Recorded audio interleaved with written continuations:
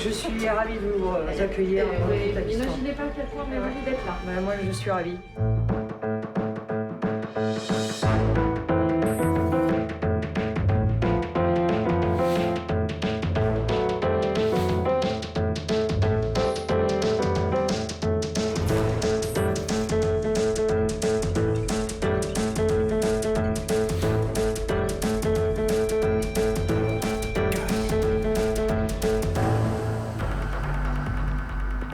C'était il y a un mois.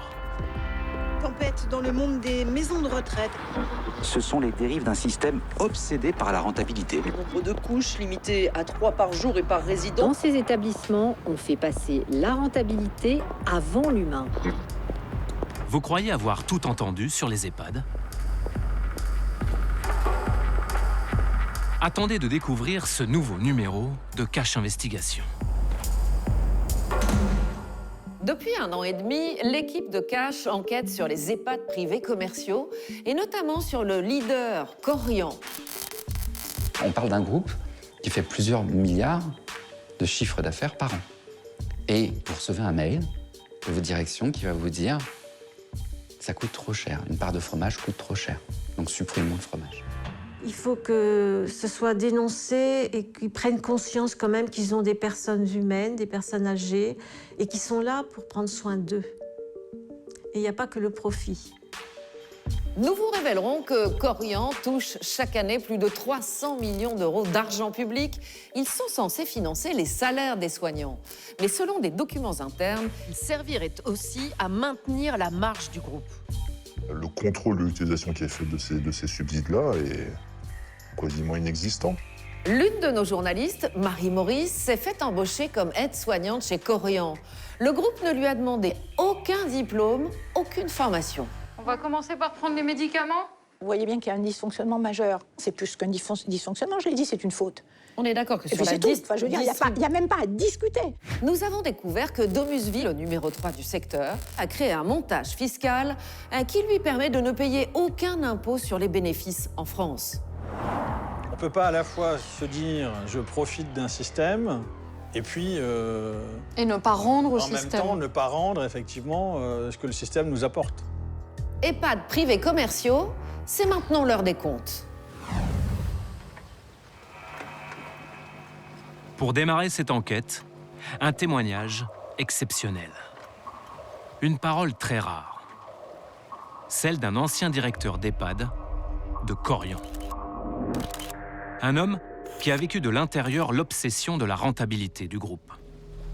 Il n'y a pas une seule année où Korian n'a pas demandé à ses directeurs de faire plus d'argent.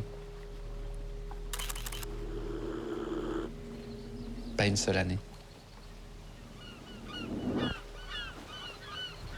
Ce que je vais dire peut paraître très dur, mais qu'il s'agisse de résidents ou qu'il s'agisse d'une usine de boulons, c'est la même chose. Pour ce groupe-là, c'est-à-dire que c'est un placement financier. Samuel Royer a travaillé 3 ans pour Korian. Il se sentait étouffé sous la pression. Avant son burn-out, il dirigeait 2 EHPAD, dont celui-ci, aux portes de Nantes. Avec ses 98 résidents, c'est le plus grand du groupe dans la région ouest. Plus de 4 millions d'euros de chiffre d'affaires. Depuis, l'ancien directeur a attaqué Korian au prud'homme, mais sa demande a été déclarée irrecevable. Aujourd'hui, il a décidé de prendre la parole publiquement. Ce qu'on va vous vendre, c'est du vernis. C'est vraiment que du vernis. Ça va se jouer sur le secrétariat est ouvert le week-end, ce genre de choses. Concrètement, sur le soin, non, il n'y aura pas plus de personnel. Vous n'aurez pas plus d'aides-soignants? Du tout. Pas plus d'infirmières non plus, pas plus de temps de médecins, de psychothérapeutes. Non. Dans cet EHPAD, qui au minimum coûtera au moins 3 000 € par mois, on va vous renvoyer un mail en vous disant bah voilà, dans votre établissement, vous donnez du fromage et du dessert. Supprimez le fromage. On parle d'un groupe qui fait plusieurs milliards de chiffres d'affaires par an. Et vous recevez un mail de votre direction qui va vous dire ça coûte trop cher, une part de fromage coûte trop cher. Elle est où la place du résident là-dedans? On est vraiment dans du chiffre, en fait. La plupart des demandes que je recevais au quotidien ne concernaient que le financier. C'est-à-dire, concrètement, on vous demande quoi? Mais par exemple, de ne pas remplacer. Ça, c'est l'exemple le plus classique. Vous ne remplacez pas, ce qui veut dire que, grosso modo, si une aide-soignante ou 2 aides-soignantes sont malades, la charge de travail sera répartie sur les autres soignants, ce qui aura pour effet de les épuiser, ce qui aura pour effet d'avoir moins de temps à consacrer à chaque résident. Et vous ne les remplacez pas. On est dans une maltraitance institutionnelle. C'est-à-dire qu'on n'est pas... C'est pas un être humain qui va faire une maltraitance, qui va commettre un acte de maltraitance sur une personne fragile.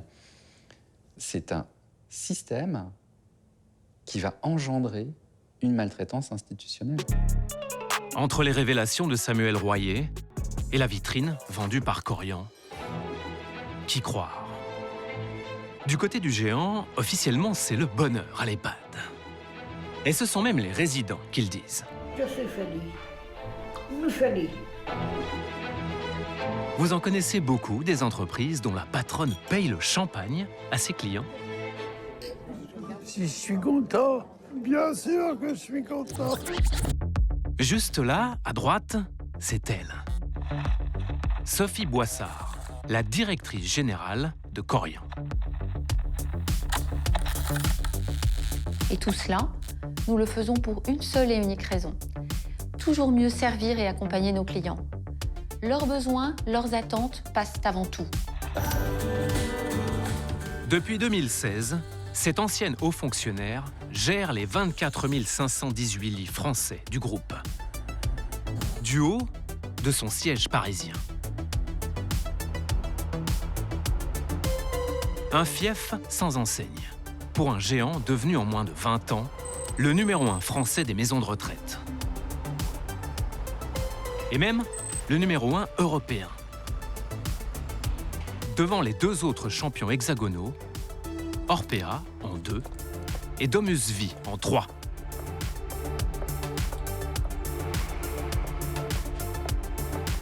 Son chiffre d'affaires annuel en 2019, 3,6 milliards d'euros, toute activité confondue. Éclatant, son bénéfice l'est tout autant, 114 millions après impôt.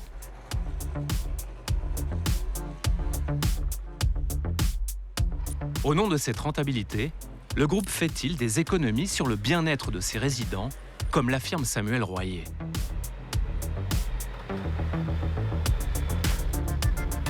Pour le vérifier par nous-mêmes, une seule solution, nous faire embaucher. Ça tombe bien, les EHPAD privés recrutent des aides-soignantes à tour de bras. Marie va postuler chez Korian, mais aussi chez ses concurrents, le groupe Orpea et Domus Vie. Dans leurs offres, tous posent la même condition. Un diplôme d'état d'aide-soignante ou une autorisation d'exercice officielle. Marie n'a ni l'un ni l'autre. Et ça, pour le numéro 2, Orpea, Bonjour. ça coince. Les spécificités de ce poste ne nous permettent pas de réserver une suite favorable à votre demande. Domus Vie, lui, ne répond carrément pas. Mais du côté de Korian, dès le lendemain... Oui, Madame Maurice, bonjour. J'aimerais pouvoir discuter d'un entretien éventuel pour vous proposer des remplacements. Et puis, il y a aussi ce deuxième EHPAD insistant qui lui laisse 3 messages. Oui, bonjour Madame Maurice. Je vous appelle pour au cas où vous auriez des disponibilités pour cette semaine. Oui, bonjour Madame Maurice. Je voudrais savoir si vous seriez disponible pour ce week-end. Oui, bonjour Madame Maurice. Dès demain, pour le 3, le 4, le 8, le 9, le 12, le 13, ce qui se ferait 60 là. Et un dernier qui la convoque à un entretien. Allez, on y va, avec une caméra discrète. Je voulais voir aussi quelles étaient vos attentes. Et du coup, en EHPAD, pas d'expérience particulière? Non, pas d'expérience particulière. Moi, je suis disponible, je vous ai dit entièrement à partir du 1er, sans problème et avec plaisir. Est-ce que vous avez des questions? Non. D'accord. Je peux vous prendre un petit peu de gel en partant, j'en ai, mais vous avez plein de... N'étant pas aide-soignante diplômée, Marie sera embauchée comme auxiliaire de vie. Elle sera payée 9,58 € net de l'heure. Alors, la pièce d'identité, la copie de la carte vitale avec le numéro de sécu. D'accord. Les diplômes en fonction de ce que vous avez. Bah, il y en a pas, enfin... D'accord. Voilà. Donc Voilà. L'EHPAD n'exige pas non plus de test PCR à son embauche. Pourtant, nous sommes en septembre 2020, en pleine pandémie. Notre journaliste en a quand même fait un, négatif, la preuve. Avant d'attaquer, sans aucune formation.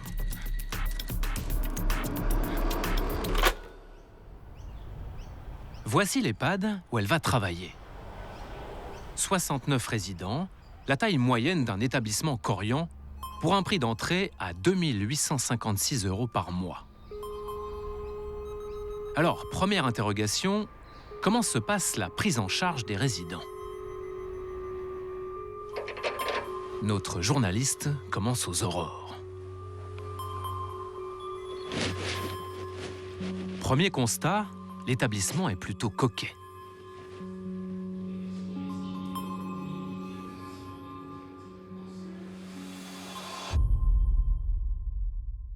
Aucun responsable n'est là pour l'accueillir. Marie est un peu perdue.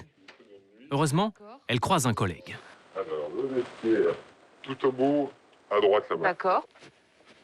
Arrivée dans le vestiaire, elle enfile sa tenue, une caméra cachée, puis elle rejoint l'équipe de jour qui vient de prendre le relais. Bonjour. Je suis Marie, je commence aujourd'hui. Ils vont me dire que je débutais, que j'étais pas diplômée. Que... Non. D'accord. Mais t'inquiète pas, c'est pas grave. Un coup d'œil au planning, Marie est affectée à l'équipe d'ASD, les aides-soignantes diplômées.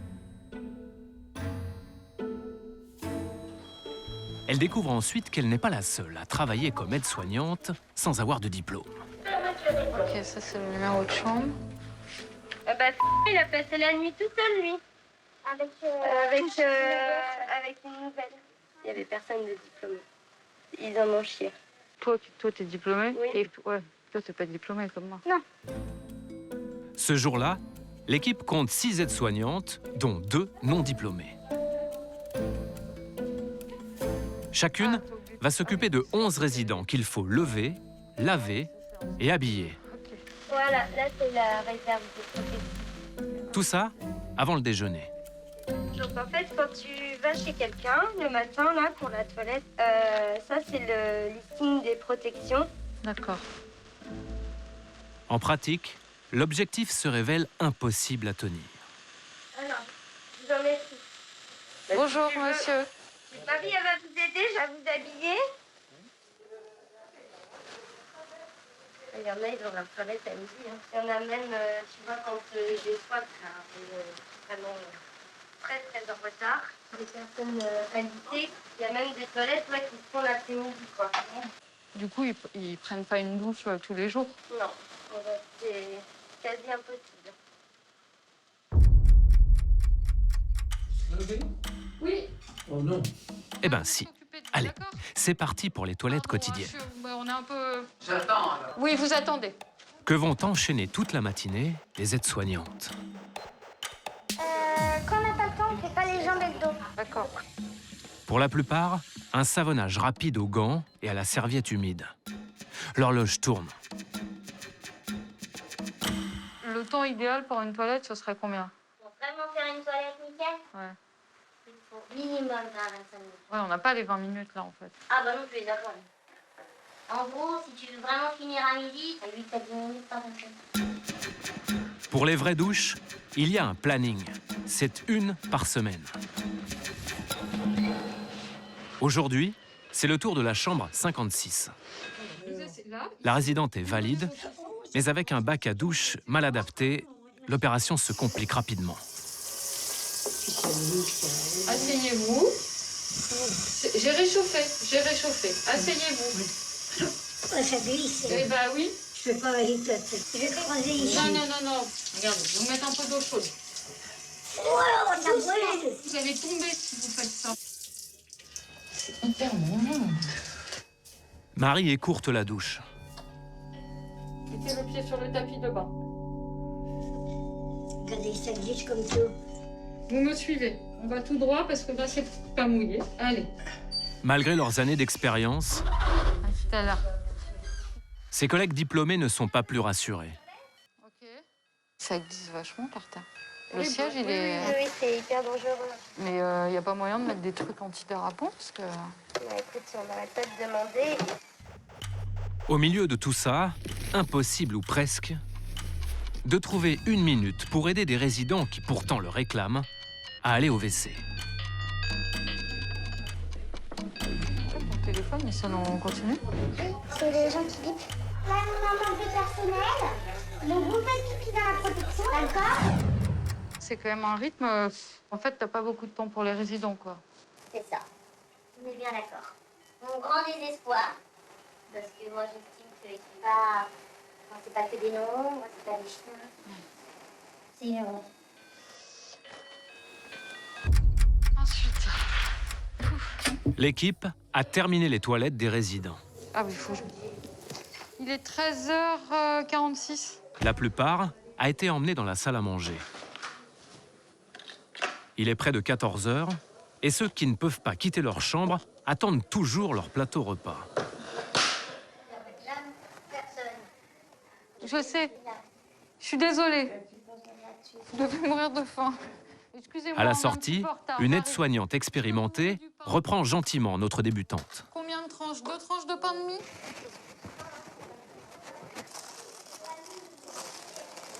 Ben oui, mais c'est la faute de qui? C'est à eux de mettre quelqu'un, hein. On va pas être parfait. Ouais. Derrière la résignation, l'épuisement de toute une équipe, qui serait dû au manque de moyens humains. Merci beaucoup. Oui, c'est bon, j'en ai marre. Hein. Faire les jours en plus. Corian, tu sais quoi, ils ont de la chance d'avoir des bons éléments consciencieux depuis des années. Les familles, elles se rendent compte de ça, du fait que vous n'êtes pas assez. Quand ils amènent leurs parents et le Corian, il leur dit quoi, tout va bien et Ah tout. bah ça, ils leur disent pas. Quand il manque du personnel, t'as pas le droit de me dire. On le défend. Voilà le problème. C'est un business, hein. Malheureusement, chez les personnes âgées, c'est devenu un gros business. Hein. Quand tu vois qu'ils payent 3 000 € par mois... Pour Marie, c'est l'heure de la pause. Profitons-en. Avant de poursuivre l'enquête, Corian nous offre un petit moment de douceur. Suivez-nous. Allez, 1, 2.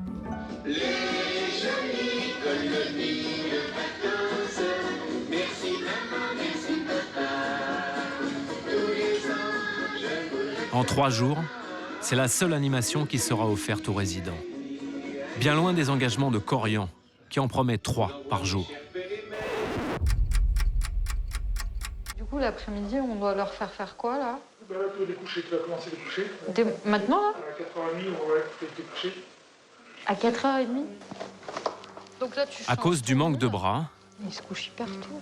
pour que tous les résidents soient au lit à 20 h, Sois couché à 20h. il faut en coucher une partie dès la fin du goûter. Bah, c'est ça, j'avais un poste à prendre. Oh, vous avez une collection de chemises de nuit, Madame Frère. Ça vous va? Oui. Eh ben, très bien. Tout en gérant les divagations de certains autres. Oui, je vais venir vous voir tout à l'heure, Madame Fleur. Où est-ce que je vais? Dans votre chambre. C'est où? Là-bas, à droite. Vous allez jusqu'au canapé à droite. Et devinez quoi? Et voilà. Mais moi, je vous abandonne, hein. Je te laisse finir. Le soir, la débutante non formée finit son étage en solo.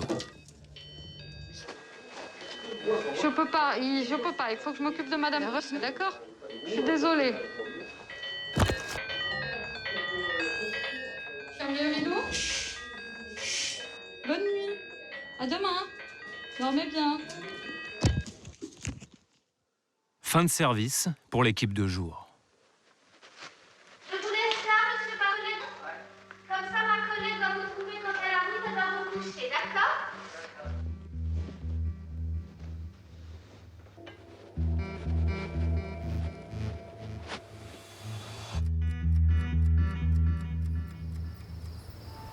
Difficile de prendre soin des résidents quand le personnel qualifié manque. Ce constat, des familles de résidents l'ont fait dans d'autres établissements du groupe Korian, comme Martine Vogel. J'ai tellement fait cette route. Tu sais, il y a beaucoup de chemins en plein champ, campagne. La route n'est pas facile, l'hiver. 70 km aller-retour, 2 fois par semaine. Martine Vogel a fait cette route pendant 4 ans, toujours inquiète de l'état dans lequel elle allait retrouver son père, Georges. Dès le début, ça se passait pas bien. Et au bout d'1 an, on a refait des demandes pour changer de maison de retraite. Mais on n'a pas réussi. En bout de route, le bourg de Praissas, dans le Lot-et-Garonne. Et cet EHPAD de 70 lits. Georges a passé ici les dernières années de sa vie. Il est décédé début 2020. Pourtant, lors de leur première visite de l'établissement, Martine avait été séduite par Korian et ses nombreux engagements. À l'époque, elle s'y rend avec sa sœur, qui souhaite aujourd'hui rester anonyme.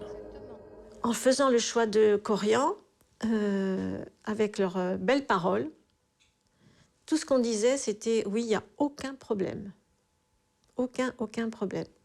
Quand mon papa est arrivé avec ses affaires, ils étaient tous autour de nous, ils étaient tous en train de prendre des notes. Voilà. Ils nous ont fait miroiter beaucoup de choses. La promesse d'une prise en charge de qualité, facturée à la famille 2 900 € par mois.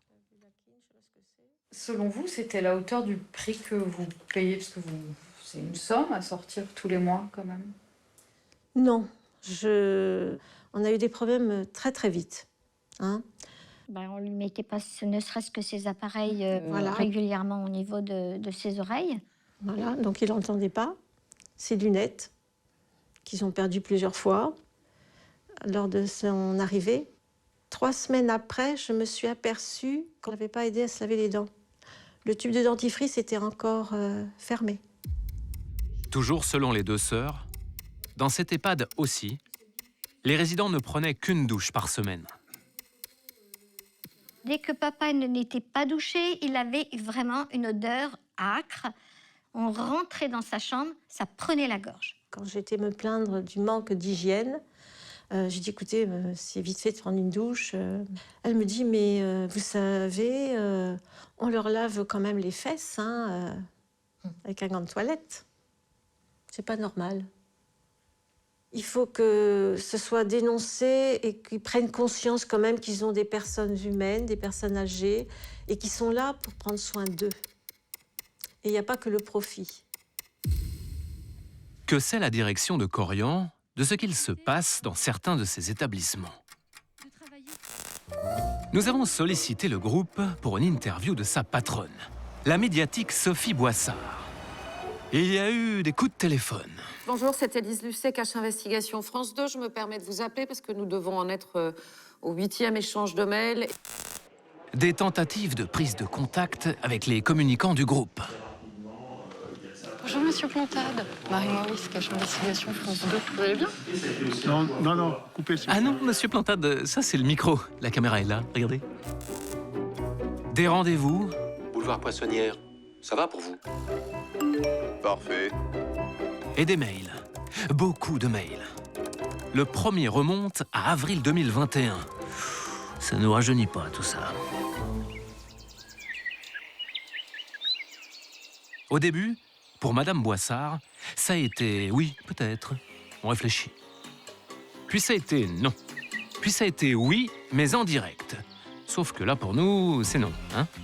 Ok, bon, alors du coup, finalement, en fin de compte, ça ne sera pas avec elle, mais avec son numéro 3, Nicolas Mérigot. Le directeur général France nous donne rendez-vous dans un EHPAD refait à neuf de l'Est parisien. Bonjour. Vous êtes Monsieur Mérigot? C'est moi-même. Ravi de vous rencontrer. Moi de vous aussi. Il y a aussi son expert en communication, notre ingénieur du son, nos 2 caméramans, et un 3e qui n'est pas de chez nous, lui, non. travaillez pour Corian alors? Pour Havas. Ah, vous travaillez pour Havas, Ouais. d'accord, ok. Ok. Ah d'accord. Havas, une grande agence de communication recrutée par Corian, va filmer comme nous l'entretien avec Monsieur Mérigot. Bonjour et bienvenue. Merci à vous. Alors, on va parler tout de suite du quotidien de vos établissements et d'un poste qui est très important pour les résidents. Ce sont les aides-soignants. Qu'est-ce qu'elles font tous les jours?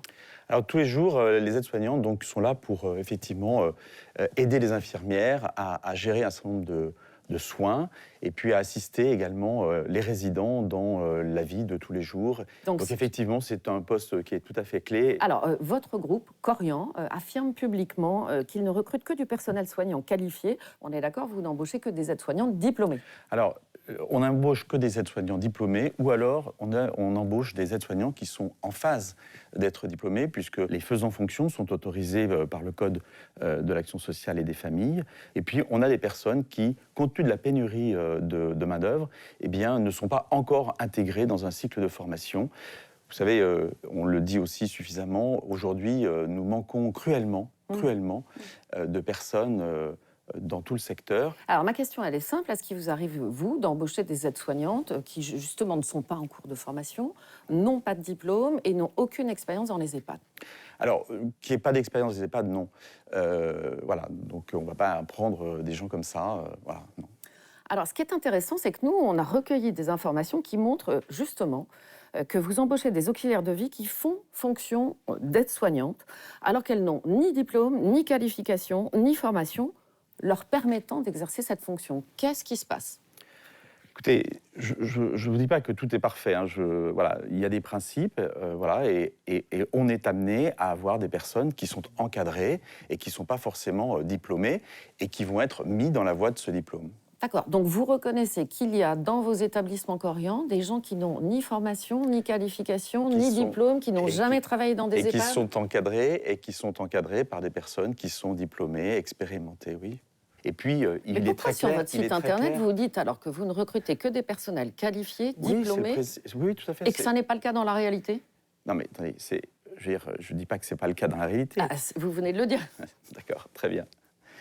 Nous avons effectivement des engagements, ce sont ceux-là, et nous avons des faisants fonction qui sont autorisés et qui sont dûment déclarés comme tels auprès des ARS. Mais ça veut dire qu'il y a d'un côté les engagements, de l'autre côté la réalité, que c'est pas la même chose? Non, c'est la même chose. Ah bah non, c'est pas du tout la même chose. Là, je vous dis que nous, on a constaté lors de notre enquête que vous embauchez des gens qui ne sont ni qualifiés, ni diplômés, ni formés, sans expérience dans les EHPAD. Je serais très intéressé que vous me disiez où ça se passe pour que je puisse enquêter, comprendre et intervenir comme il se doit.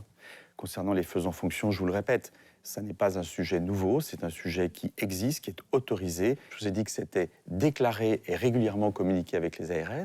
Et je vous ai dit également que cette situation, effectivement, ne nous convenait pas et que c'est la raison pour laquelle nous avions augmenté et travaillé avec les pouvoirs publics pour faciliter la formation professionnelle et l'accès au diplôme. Eh bien justement, nous aimerions bien avoir l'avis de l'autorité publique. Et pas n'importe laquelle. Celle qui finance les EHPAD. La CNSA, la Caisse nationale de solidarité pour l'autonomie. C'est la moins connue et la plus récente des caisses de la Sécu. Ce matin, nous avons rendez-vous avec Marianne Monchamp. Bonjour. Vous allez bien, Madame Monchamp? Ça va et vous-même? Ça va, merci de nous accueillir. Cette ancienne ministre est présidente du conseil d'administration de la Caisse. On va pas faire un conseil, mais on va faire une interview, en tout cas. Un petit peu plus nombreux. Une précision, cet entretien s'est déroulé 1 mois avant le scandale Orpea. Marianne Monchamp, vous êtes la présidente de la Caisse nationale de solidarité pour l'autonomie, la CNSA. Une grande partie de la dotation soins permet évidemment de rémunérer le personnel soignant, comme son nom l'indique. Est-ce que vous vous assurez, par exemple, que ce personnel soignant est qualifié et diplômé et formé? Alors, ces personnels-là, aujourd'hui, il y en a un très grand manque. Et nous avons, enfin quand je dis nous, les établissements, ont d'énormes difficultés à les recruter. Parce que tout simplement, ils ne sont pas, parfois en nombre suffisant dans certaines régions, et parfois, ils ne sont pas attirés par ses fonctions dans les EHPAD. D'accord. Mais vous ne répondez pas vraiment à ma question. Ça veut dire qu'il y a des gens non diplômés, non formés? Certainement pas. Jamais de la vie. Je précise bien qu'il s'agit de personnel soignant et qui sont tenus d'attester de qualifications précises quand on les recrute comme personnel soignant. Vous me dites en aucun cas quelqu'un qui n'est non qualifié, non diplômé, non formé ne peut exercer le métier de personnel soignant. Nous, on a voulu voir de plus près comment ça se passait dans les EHPAD privés, commerciaux, et on a voulu faire embaucher tout simplement une des journalistes de notre équipe. Alors, pour le coup, elle est ni qualifiée, ni formée, ni diplômée. Quel poste? Elle a postulé auprès des 3 plus grands groupes privés, EHPAD privés commerciaux, avec exactement la même candidature, Korian, Orpea, Domus Vie, en tant qu'aide-soignante. Est-ce que vous savez ce qui s'est passé? Je crois deviner, parce que si vous m'en parlez, c'est que... Dites-moi. Dans ces 3 groupes, il y en a un qui n'a jamais répondu à sa candidature, un autre qui l'a refusé justement parce qu'elle n'était ni formée, ni qualifiée, ni diplômée, et le 3e qui l'a embauchée. À votre avis, quel groupe? Alors là, je ne fais pas ce genre de choses. Qu'est-ce que ça change? C'est Korian. Vous me le dites? Quelle est votre réaction du fait qu'on embauche une journaliste qui n'a jamais, au grand jamais travaillé dans Ma réaction, c'est que c'est une EHPAD faute et que quel que soit l'endroit où ça se passe, c'est une faute. Il n'y a qu'une chose à faire dans ces cas-là. Il faut, quelque part, signaler ce dysfonctionnement. C'est plus qu'un dysfonctionnement, je l'ai dit, c'est une faute. On est d'accord que sur la je veux dire, il n'y a même pas à discuter. Ça, Après les avertissements de Marianne Monchamp, examinons le groupe Korian côté bourse. Le cours de son action, c'est le moteur de Korian. Et pour afficher un cours toujours plus haut, il faudrait obtenir de chaque EHPAD un taux de rentabilité toujours plus important. Cette obsession de la rentabilité, c'est ce qu'affirme avoir subi Samuel Royer, l'ancien directeur d'EHPAD. Mais aussi cet homme, que nous appellerons Serge. Il a passé 5 ans à la tête d'un EHPAD Korian. Lui a choisi de rester anonyme. Le groupe nous demande d'augmenter toujours plus notre rentabilité. On ne sait plus comment s'en sortir. Serge, lui aussi, a attaqué Korian au prud'homme. Il obtiendra le paiement d'heures non rémunérées, mais sera condamné pour avoir démissionné sans préavis. Il avait fait un burn-out. Serge et Samuel ont un autre point commun. Avant de travailler pour Korian, ils dirigeaient leur EHPAD sous la bannière d'un autre groupe, Medica. En 2014, Medica est absorbé par Korian. Et selon eux, les règles du jeu changent sur le taux de rentabilité. Quand moi, je dirigeais ma maison de retraite pour le groupe Medica, le directeur qui m'a recruté m'a dit 28%. Si on arrivait à 30%, histoire d'être en vitesse de croisière, c'est bon. Quand Korian nous a rachetés, il a été demandé 35%. Quand moi, je suis parti, on devait être à peu près à 36%. La personne qui a pris ma succession lui a demandé 40%. Voilà, donc on veut que ça donne ça à la fin, démerdez-vous, débrouillez-vous pour arriver à ce résultat.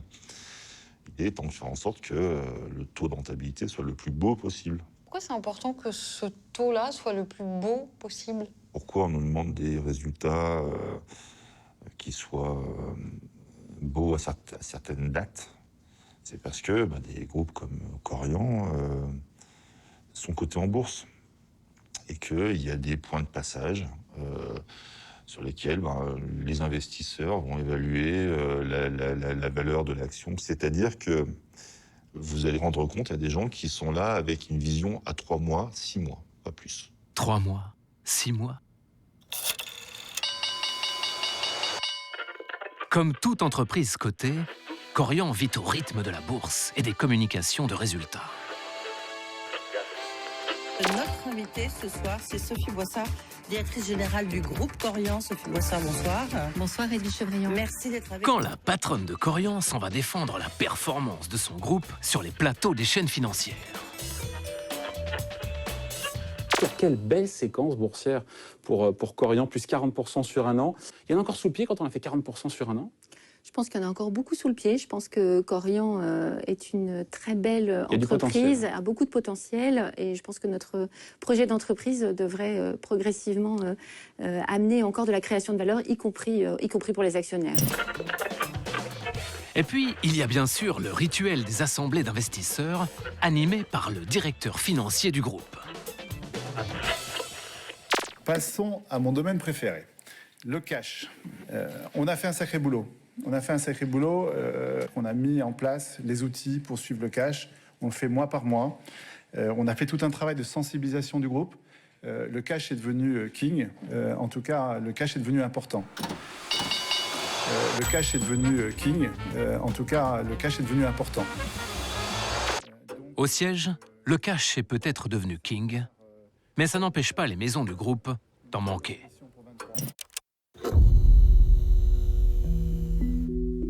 Sachez que parfois, mon souci, c'était de me dire mais comment je vais faire, j'ai plus de gants de toilette.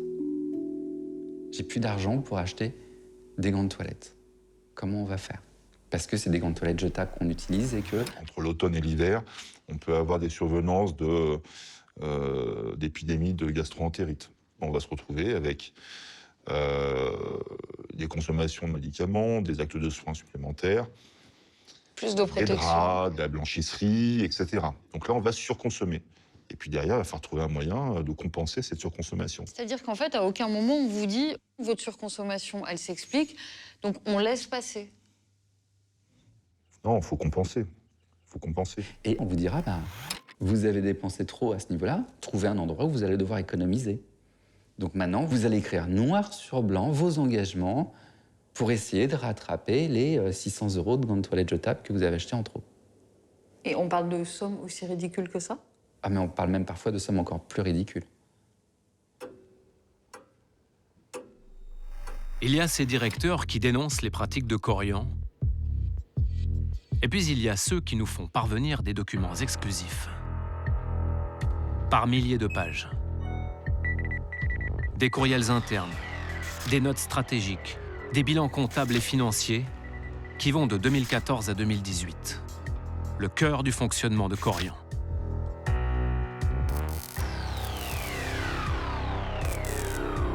Il confirme les témoignages de Serge et Samuel sur les taux de rentabilité imposés dès l'arrivée de Korian.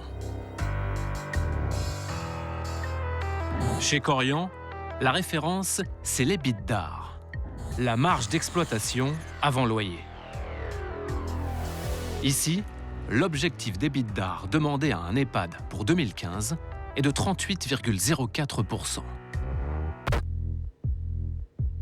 Des objectifs accompagnés de messages écrits de la directrice de la division EHPAD.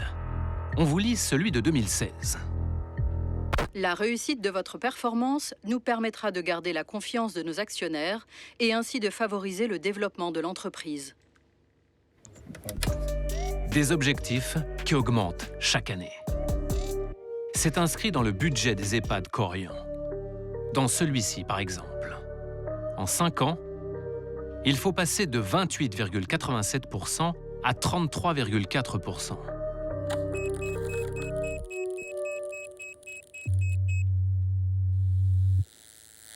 Ces milliers de pages confidentielles, nous les avons épluchées. Chaque courriel, chaque pièce jointe, chaque ligne de tableau Excel, des semaines durant. Pour découvrir ce qui fait battre les ailes du papillon.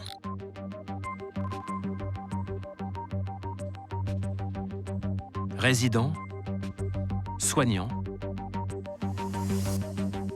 comptables, directeurs. Tout le monde doit suivre les objectifs fixés par la tête du papillon. La performance, la croissance à tout prix. Sans réel contrôle des autorités publiques. Vous avez hâte d'en savoir plus? Prenez place.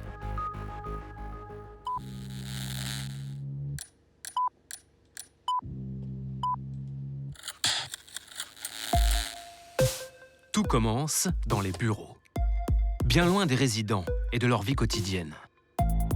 Chez Korian, c'est au siège qu'est défini au centime près ce quotidien. Les contrôleurs de gestion peaufinent de grands tableurs, des budgets envoyés ensuite au directeur des maisons de retraite. À chaque établissement, ses objectifs budgétaires. Premier poste, la restauration. Et dès la première ligne, un acronyme, le CRJ. C'était un vrai cheval de bataille pour Corian. C'est quoi le CRJ? C'est le budget alloué pour un résident pour une journée. Son coût de revient. Son coût de revient journalier. Et ça comprend Le petit déjeuner, le déjeuner, le goûter, le repas du soir et la collation du soir. Ça comprend aussi les boissons. Donc là, il est de 4,35 €. Pour tenir cet objectif de 4,35 €, incluant tous les repas d'une journée, tout est quantifié au gramme près, d'après ce document de 2016. Égard à la riposte du siège en cas d'écart avec l'objectif fixé. Chez Corian, il y a même une tradition, le flop 5. Les flops. Alors, les flops, moi, j'en ai fait partie, parce que j'ai continué à servir du fromage envers et contre tout. Et du coup, mon coût de revenu journalier s'en est ressenti. Et donc, on vous présente ça en région et on vous classe. Et c'est pas le top, c'est les plus mauvais, c'est le flop. Donc, il y a le flop 5, après, il y a le flop 60, où c'est très humiliant, en fait. Et on présente ça devant tous vos collègues, tous les autres directeurs, en vous montrant du doigt, en disant, voilà les mauvais, quoi. Heureusement, de temps en temps, Corian sait chouchouter ses résidents. Ce dimanche, dans les EHPAD du groupe, c'est jour de fête, celle des grands-mères. Alors, au menu, le siège a prévu un bon petit plat, un classique gourmand de notre gastronomie, une soupe à l'oignon accompagnée de ses croûtons. Ça sent bon. Ah, attendez, le siège envoie un courriel.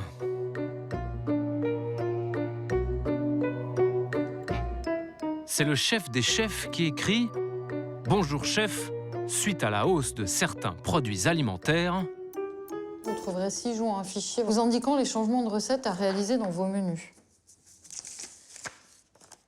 Donc soupe à l'oignon. Ils ont rayé et ses croûtons. Parce Ils vont faire des économies sur les croûtons.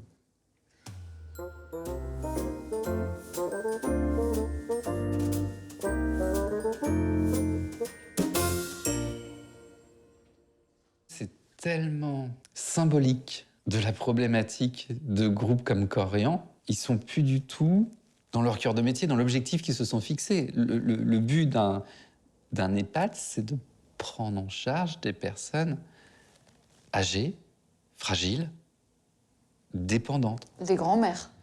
Des grands-mères. Donc ce jour-là, vous cherchez à faire quoi? À leur faire plaisir. Au contraire, c'est le jour d'exception, c'est le jour de fête.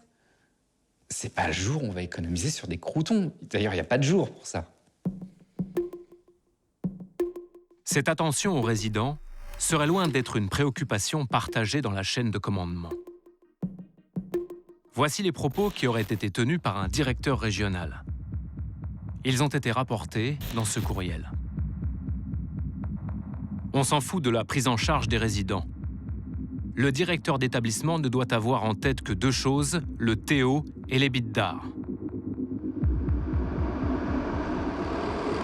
L'EBITDA, on vous en a déjà parlé, c'est la marge d'exploitation avant loyer. Le TO, c'est le taux d'occupation. Le pourcentage de chambres occupées dans un EHPAD. Il faut que la maison, entre guillemets, soit pleine. Comme à l'hôtel, en fait. Un lit occupé, c'est un client facturé. Un lit vide, c'est du manque à gagner.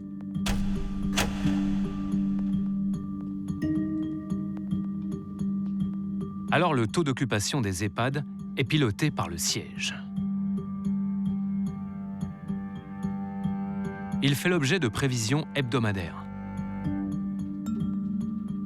Et dans ces calculs, Corian prend en compte une donnée, la mort. Ce document intègre une estimation des décès.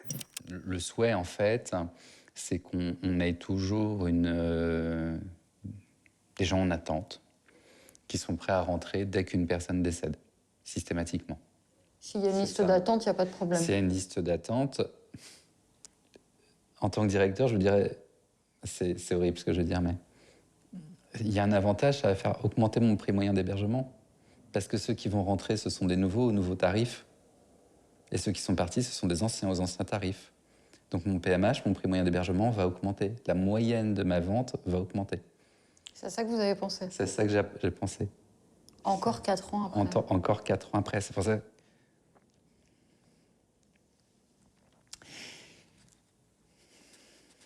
C'est pour ça que je vous dis que c'est horrible de penser ainsi, comme une machine en fait. Pour le groupe, un client décédé reste un client. Dans la composition de son chiffre d'affaires, chaque EHPAD compte aussi cette petite ligne. La facturation post-décès. La facturation post-décès, c'était la location de la chambre après le décès de la personne qui l'occupait. Ça pouvait être une famille, par exemple, très éloignée, qui n'avait pas matériellement le temps de déménager les effets personnels de son parent et qui, du coup, nous demandait, eux, les conserver dans la chambre. Dans quel cas, c'était facturé à tout plein. Chez Korian, un sou est un sou. Des objectifs de croissance toujours plus hauts. Des économies de bout de chandelle sur les repas. Du personnel sous pression. Retournons voir Monsieur Mérigot, le directeur général France de Korian. Je vous montre ici un mail qui est très intéressant. Ce mail rapporte les propos d'un de vos directeurs régionaux. On s'en fout de la prise en charge du résident. Le directeur d'établissement ne doit avoir en tête que 2 choses, le TO, c'est-à-dire le taux d'occupation, et l'EBITDA, la marge avant loyer. Bah, écoutez, de tels propos sont tout à fait regrettables et condamnables. C'est pas comme ça qu'on s'exprime chez Korian, c'est pas la culture de Korian. Vous condamnez ce genre de propos? Bah, bien sûr. Cette brutalité-là dans les propos n'a rien à voir chez nous. D'accord. Vous savez quoi? Ce directeur, il a été promu, en fait, après avoir tenu ses propos. C'est pas mes valeurs, c'est pas ce que je promeus. On va, si vous le voulez bien, parler de quelque chose qui est très important, c'est l'accueil des résidents au quotidien, donc plus du système hôtelier. Quel est le CRJ, le coût de revient journalier moyen en EHPAD Korian? Alors aujourd'hui, on est sur un coût des denrées qui est de l'ordre de 5 €. 5 € par oui, jour, par 5 résident, € pour 5 repas. Oui. Petit déjeuner, goûter, dîner et la collation du soir. Absolument. Mais nous, on est plutôt entre 4 € et 4,50 €. C'est les chiffres. Je crois que vous avez des chiffres qui sont un peu anciens. Pour tenir justement ce coût de revient journalier, est-ce qu'il vous arrive de supprimer des denrées alimentaires qui peuvent s'avérer trop chères? Alors, on fait des substitutions en fonction de l'évolution des cours. On ne supprime pas. Vous ne supprimez pas? Non, on ne supprime pas. C'est important, la fête des grands-mères pour Korian, j'imagine. Oui. Et là, on se rend compte que le jour de la fête des grands-mères, c'est écrit ici, la soupe à l'oignon, elle est sans croûtons. C'est un peu caricatural de parler de supprimer des croûtons pour faire des économies. Ben, c'est pas caricatural, c'est la réalité. Écoutez, je ne sais pas, je vais vous montrer un document. Monsieur Mérigot, ce sont... Voilà. Enfin, pardonnez-moi, excusez-moi. Hein. Est-ce que vous croyez...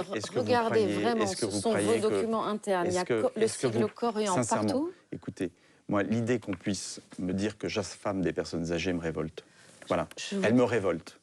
Elle me révolte. Je vous montre un document interne. Je ne vous dis pas que vous affamez les personnes âgées. Je vous montre un document interne d'ajustement des menus. Éléments caricaturaux.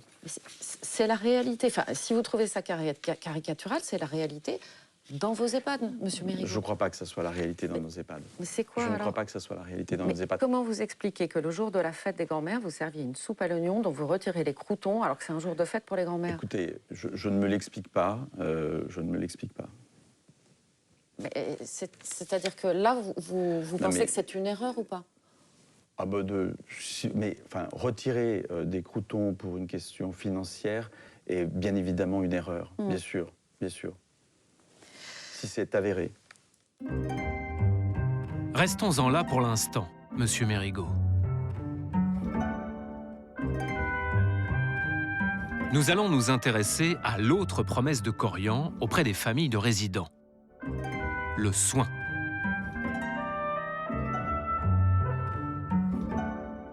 Écoutons à ce propos sa directrice générale, Sophie Boissard, lors d'une présentation à des analystes financiers. Nous lançons un projet d'entreprise qui s'appelle In Caring Hands, qui est fondamentalement un pacte de confiance. In Caring Hands, qu'est-ce que c'est?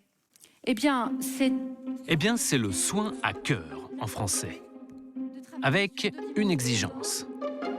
L'excellence, aujourd'hui et maintenant, partout.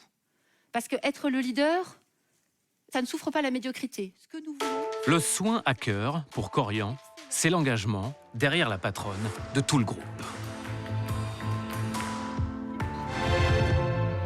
À ce propos, l'expert du soin promet une extrême vigilance sur les médicaments donnés aux résidents. Dans un programme court sur France 3, parrainé par Korian, son directeur médical martèle les engagements du groupe. En plus des obligations réglementaires, des procédures strictes sont mises en place. L'aîné va choisir son médecin traitant. Cette prescription est exécutée en pharmacie avec un pilulier sécurisé, contrôlé à plusieurs reprises. Chaque prise de médicament est notée scrupuleusement pour garantir la traçabilité. Avec Korian, près de 300 maisons de Pour retraite contrôler en ce France. circuit, Korian promet aussi l'intervention systématique d'un infirmier. C'est bien noté. Sur le terrain, voici ce que nous avons constaté avec Marie, notre journaliste. Dans cet EHPAD, normalement, l'équipe compte 2 infirmières. Mais ce jour-là, elles sont absentes. Est-ce que tu sais où est l'infirmière? Voici l'infirmière intérimaire qui les remplace. Elle n'a jamais travaillé dans cet EHPAD. C'est son premier jour dans l'établissement. Je vais avoir une journée un peu fou, mais c'est rien. Donc, c'est pas mal de points à faire, et puis je suis toute seule, et on appelle par quelqu'un qui pas top. Au premier, alors le nom, c'est pas grave. Elle est toute seule pour prendre en charge 69 résidents qu'en plus, elle ne connaît pas. C'est sûr, ça n'aide pas. Madame, c'est l'infirmière, là? Mais surtout, l'infirmière ici n'est pas la seule à administrer des médicaments. Le personnel s'en charge aussi. À l'heure des repas en chambre, c'est même organisé ainsi.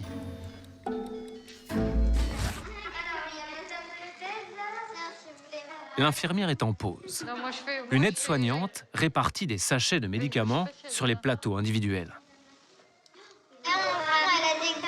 Charge ensuite à l'employé, qui va donner le repas, de faire prendre en même temps ces médicaments aux résidents. Madame Moram. Madame Morin, surtout, il faut qu'elle prenne bien ça. Surtout. Ok. Ça, je lui donne à boire comme ça, hein, je n'ai pas besoin de... lui donne, hein, ouais. Oui, mais je lui donne à boire. Ouais. Je commence par ça, comme ça, c'est fait. Et ça aussi, il faut vraiment qu'elle les prenne devant nous. Parce qu'en fait, elle a... Les consignes données à Marie sont très claires. Et à chaque distribution, durant sa mission, c'est le même rituel. Donc, moi, je vais aller voir Madame Matra, c'est ça? Ouais, je prends ton plateau et puis tu vas Et je dois lui donner ses médicaments, du coup. Ils sont broyés. Du coup, je lui donne comment? Je peux lui donner à la cuillère ou alors dans son repas, dans son dessert. N'importe. D'accord. Je lui donne tout en même temps ou petit bout par petit bout? Ah, tu peux tout lui donner? D'accord. On va manger, Madame Matra. Comment on les donne? On y va? Allez. Voilà comment, dès son premier jour, On va commencer par prendre les médicaments. notre journaliste, qui n'a ni qualification, ni formation, ni expérience, Ouvrez grand la bouche. Voilà. va devoir administrer leurs médicaments Alors, vous allez prendre ça. à tous les résidents dont elle a la charge lors des repas. Et contrairement à l'engagement de Korian, Contrôlé à plusieurs reprises. Chaque prise de médicament est notée scrupuleusement pour garantir la traçabilité. personne ne demandera à Marie de noter quoi que ce soit, ni l'heure, Il faut noter l'heure à laquelle elle les a prises ou pas? Non. ni même la simple prise. Dans ce contexte, une imprudence peut vite arriver. C'est vos médicaments, madame? Vous n'avez pas pris vos médicaments? Attendez, je vais aller voir avec ma collègue. Dans ces sachets de comprimés laissés ouverts sur la table, il y a notamment un traitement contre l'insuffisance cardiaque.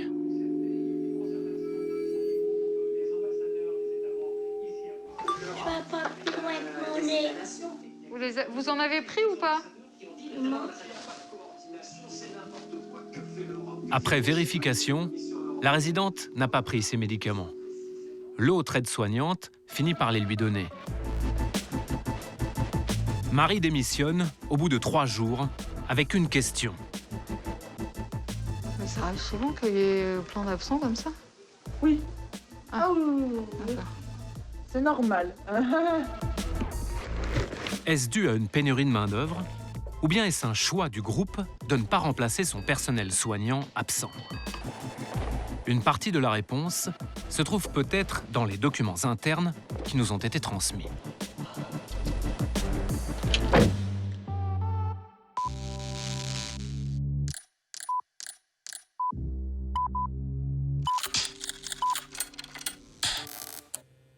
Première étape, les prévisions d'effectifs durant les congés. Dans les budgets prévisionnels dont nous disposons, Korian prévoit de ne pas remplacer entièrement le personnel soignant qui part en vacances. Dans celui-ci, par exemple, pour l'année 2018, les aides-soignantes et les infirmières ne devront être remplacées qu'à 50%.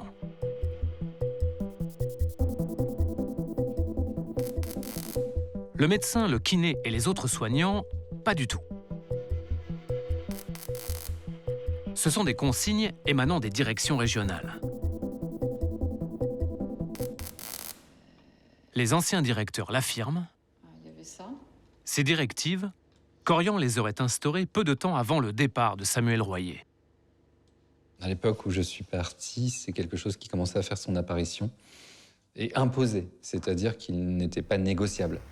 Vous, par exemple, les taux de remplacement qu'on pouvait vous prédéfinir, ils étaient de combien? Je crois que sur les infirmiers, on devait être dans les alentours de 60-70%. Donc vous deviez remplacer un infirmier absent à 60-70%, pas plus. Des taux qui chutent encore sur ce budget d'un autre EHPAD. Ça, c'est le document que vous avez, c'est un budget de 2018. Et on voit des remplacements qui sont quand même très très bas. Ça veut dire qu'il y a une infirmière IDE de jour, c'est une infirmière? Voilà, qui est remplacée qu'à 30%. Mais le papillon ne s'arrête pas en si bon vol. Quand en cours d'année, le chiffre d'affaires est en retard sur les objectifs, des directeurs régionaux écrivent. Hémorragie. On a agrandi les termes pour les rendre plus lisibles. Stopper l'hémorragie de novembre. Il faut réduire davantage les charges de personnel pour maintenir la marge. Comme le montrent ces courriels, envoyés à différentes heures par des responsables régionaux à leurs directeurs d'établissement. La consigne maison, c'est D'ajuster immédiatement vos équivalents temps plein.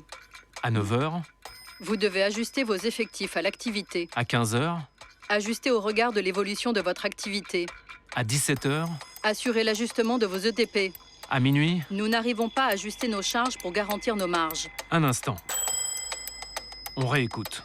Nous n'arrivons pas à ajuster nos charges pour garantir nos marges. Oui, c'est bien cela. On reprend.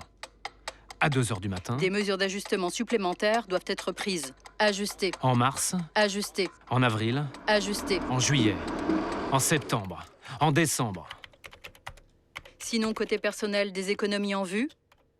Oui, voilà. Bise et bonne fête également. Même au moment des fêtes.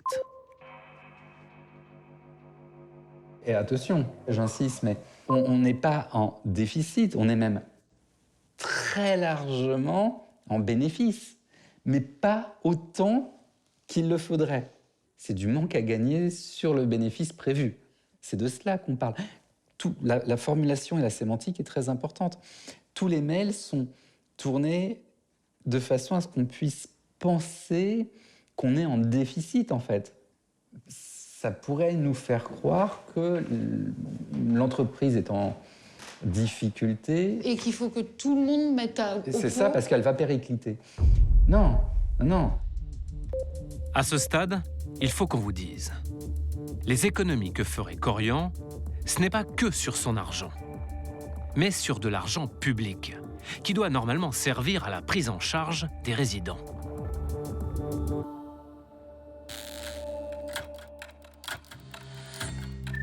En France, chaque EHPAD perçoit des dotations publiques de l'Agence régionale de santé et du département. Cet argent doit financer le matériel de soins, les protections, mais avant tout une partie du personnel. Aides-soignantes, infirmières, kinés, psy et médecins. Tous ces salaires de soignants, Korian les rémunère à 100% sur des dotations publiques. Cuisiniers, plongeurs, responsables de séjour, etc. Le personnel d'hébergement, lui, est à l'entière charge de Korian. Et le salaire du personnel auxiliaire qui s'occupe du service, du linge et du ménage est lui partagé entre les deux. 30% sur l'enveloppe de fonds publics et 70% sur les fonds privés du géant.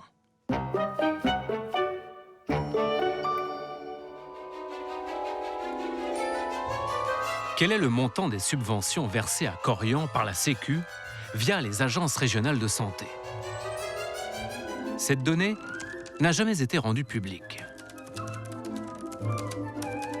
Ce soir, Cash vous révèle le montant total des aides touchées par le groupe en 2019, la dernière année disponible.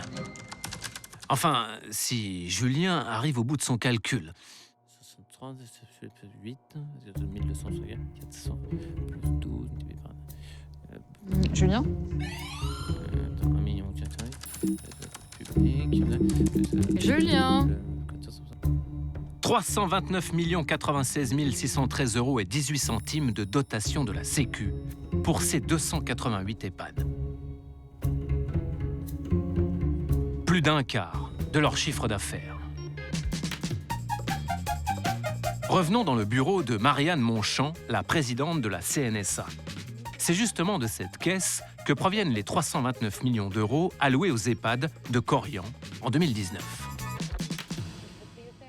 On a récupéré un certain nombre de documents internes de Korian. On a pris 2 exemples, vous allez les découvrir avec nous. C'est très intéressant parce que vous voyez que dans un EHPAD Korian, les taux de remplacement pour une aide-soignante de jour sont de, là, vous le voyez avec moi, 50%, là, ici, là, infirmière de jour, 50%. On regarde le deuxième. Ici, pour une aide-soignante de jour, le taux est de 60%.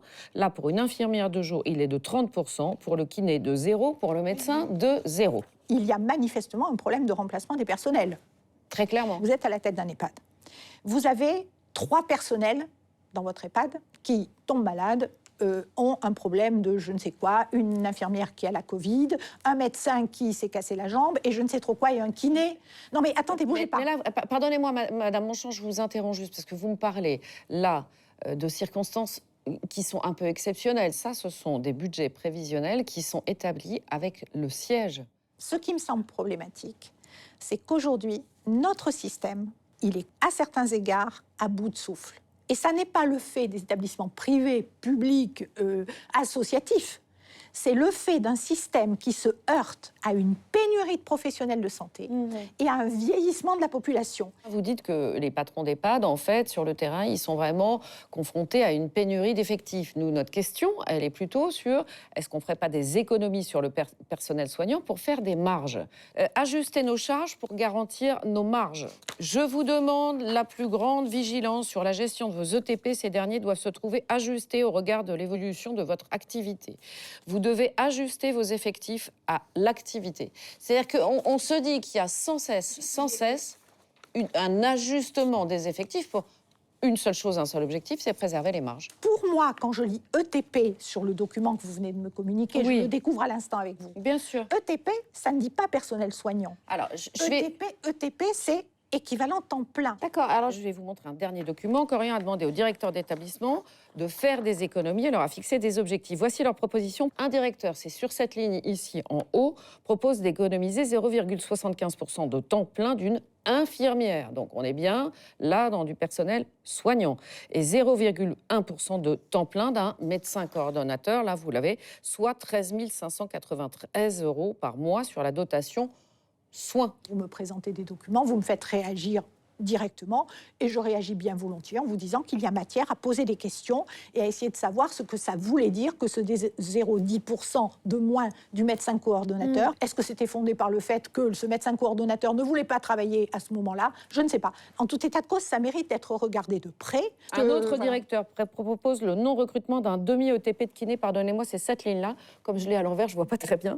Mais soit une économie de 12 065 € sur l'année. Donc ça prouve que ces établissements font des économies sur les dotations soins, c'est-à-dire sur l'argent public qui leur revient, notamment au travers de la CNSA. Globalement, nous nous assurons du fait qu'à partir de l'évaluation du besoin de soins dans chaque établissement, l'enveloppe globale que nous allons diligenter aux ARS est suffisante pour que les soins soient payés. Ça, c'est notre travail. Ensuite, c'est l'Agence régionale de santé qui doit faire son travail, vérifier que l'ensemble de ces financements sont bien dévolus à la juste prise en charge des personnes qui sont accueillies dans ces établissements. Je ne peux pas vous dire autre chose. S'il y a des établissements qui dysfonctionnent, ces établissements doivent faire l'objet de contrôles, de sanctions, le cas échéant. Justement, qu'en est-il des contrôles sur l'argent public reçu par Corian? On vous le rappelle, en 2019, le groupe a touché 329 millions d'euros de la part de la Sécu. Comment justifie-t-il ensuite ces dépenses auprès des agences régionales de santé?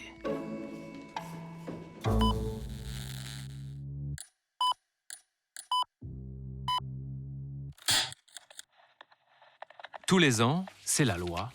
Chaque EHPAD doit rendre des comptes sur sa dotation publique. Sauf que les agences régionales de santé ne seraient pas très exigeantes.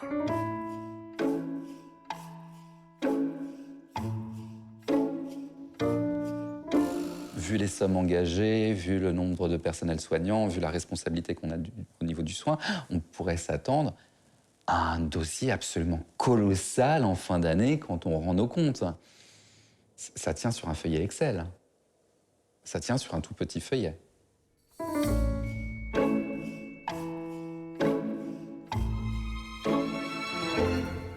Ça tient sur un tout petit feuillet. Vérifions dans nos documents internes les formulaires que chaque EHPAD Corian doit compléter et envoyer aux autorités.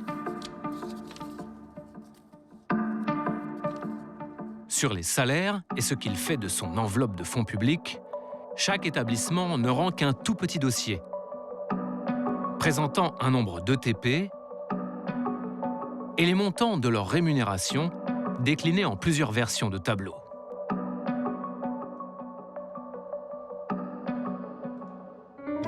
En face, les autorités sanitaires ne récupèrent que ces informations pour le moins sommaires, entièrement complétées par Corian. Donc c'est du déclaratif. C'est ça. Exactement. Mais... Vous donnez pas les tickets de caisse, c'est ce que je vous dis. Il n'y a pas de contrôle. Dans les faits, c'est du déclaratif. Le contrôle de l'utilisation qui est fait de ces subsides-là est quasiment inexistant. Et quand derrière, vous avez encore une fois tout qui vous incite à mélanger l'argent que vous gagnez avec l'argent qui n'est pas à vous, ça peut que glisser. Selon Serge, le siège gonflait les montants de dépenses d'argent public et envoyait des formulaires pré-remplis au directeur d'EHPAD. Bien sûr que c'était faux. Un exemple tout bête, quand je prenais par exemple, le livre de paye par profession, je faisais toutes les payes des équipes, donc j'ai quelque chose qui est plutôt fiable en termes de chiffres, hein, avec l'ensemble des charges, etc. Donc on arrive à un chiffre, X, vous prenez ce chiffre-là et c'est X plus 10, 15%. Qui le gonfle, ce chiffre de 10 à 15%? Les services centraux, réglementation et contrôle de gestion opérationnelle. Donc au niveau du siège? Du siège, ouais. À force de naviguer dans les fichiers de Korian, nous avons mis au jour 2 étranges tours de passe-passe. Rappelez-vous. En EHPAD, les salaires des personnels soignants sont financés à 100% par la dotation publique, qui finance également à 30% les agents de service. Côté hébergement, le personnel est entièrement pris en charge par Korian, qui finance aussi le reste des agents de service. L'astuce serait de basculer artificiellement côté public plus de charges de personnel pour maintenir la marge. Premier exemple dans ce fichier interne du personnel d'un premier EHPAD datant de 2015. D'abord le nombre d'agents de service, 24,96. Au-dessous, le nombre d'aides-soignantes, 23,01. Cet EHPAD emploie plus d'agents de service que d'aides-soignantes. Mais regardez. Dans les documents rendus ensuite aux autorités par le géant, la répartition s'est inversée. Il y a moins d'agents de service, donc moins de salaires à débourser pour Korian. Et plus d'aides-soignantes, donc plus de salaires à prendre en charge sur de l'argent public. Plus 2,7 salaires annuels, précisément. Mais il y a plus étonnant encore. Dans ce fichier interne d'un autre EHPAD, en 2017, Korian recense 19 agents de service et quasiment autant en aides-soignantes. Mais dans les documents transmis à l'Agence régionale de santé, l'un des 2 chiffres va changer. Les 19 aides-soignantes sont devenues quasiment 22. Soit quasiment 3 salaires à temps plein de plus que dans la réalité. Sauf que ces comptes internes, le monsieur des autorités ne les a pas. Lui, il a juste le fichier déclaratif rempli et remis par Korian. Ah bah oui, c'est ballot. De telles incohérences sont-elles fréquentes dans les EHPAD du groupe? Impossible pour nous de le dire. Nous allons soumettre ces nouveaux éléments à son directeur général France, Nicolas Mérigot. Mais d'abord, revenons sur nos découvertes à propos des médicaments. Korian affirme publiquement être extrêmement vigilant sur le circuit du médicament, et on le comprend parce que c'est très important. C'est un point essentiel. On est d'accord que si les médicaments sont mal distribués, il y a un vrai risque.